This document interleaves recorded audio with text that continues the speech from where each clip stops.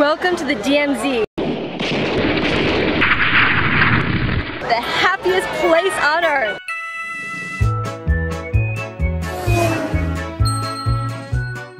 What's up, How To Crew? I'm Andrea Feczko. The DMZ, or Demilitarized Zone, is not the happiest place on earth. It is the de facto border between North and South Korea and is the most heavily militarized border on earth with 1 million soldiers patrolling it. It's the last remaining relic of the Cold War. And yes, it is still relevant because Kim Jong-un was threatening to nuke South Korea and the US while I was there. But for all the seriousness, DMZ is surprisingly cheerful and lax with their rules. Take these rules, for example, that I broke, all in the name of journalism. You are not supposed to film soldiers. But come on, look at that outfit. No one wears tassels and doesn't want to get filmed. He saw me filming. But there is a good reason for no photography. Why can't we use flash? Those Korean soldiers can misunderstand your flash as the attack.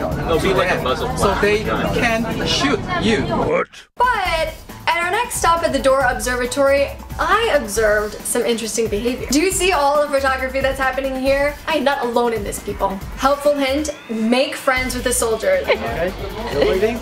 Yes, I am. They don't seem to care about the rules so much. When you're photographing them, you see Patrick. You're not supposed to photograph North Korea. Hey, that's North Korea. That flagpole is actually the tallest flagpole in the world and in North Korea. Hey, I didn't use flash. I followed that rule.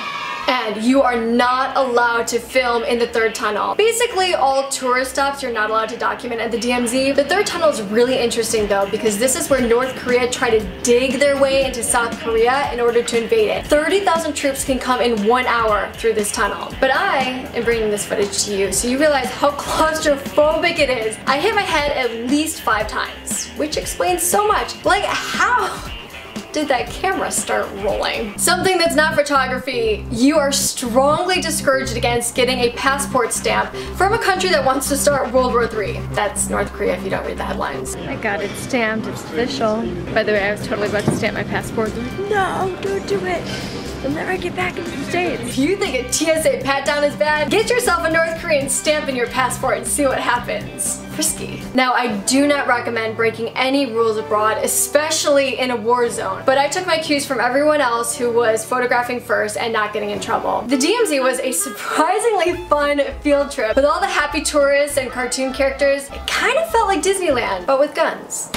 So can you actually see these 1 million soldiers that are patrolling? Not in this tour. There's 2 different types of tours, and the JSA one is the one where you actually get to see the mean-looking people. That is not available on Sundays, Mondays, or holidays. I went on a Sunday, so I wasn't able to see that. So you just make sure to check your dates that you're getting the tour that you'd like to actually do. Yeah, I did the more touristy, safer trip, which is why things were more relaxed. Let us know where you guys want us to go next in the comments below. And make it awesome. Don't forget to subscribe. Hey!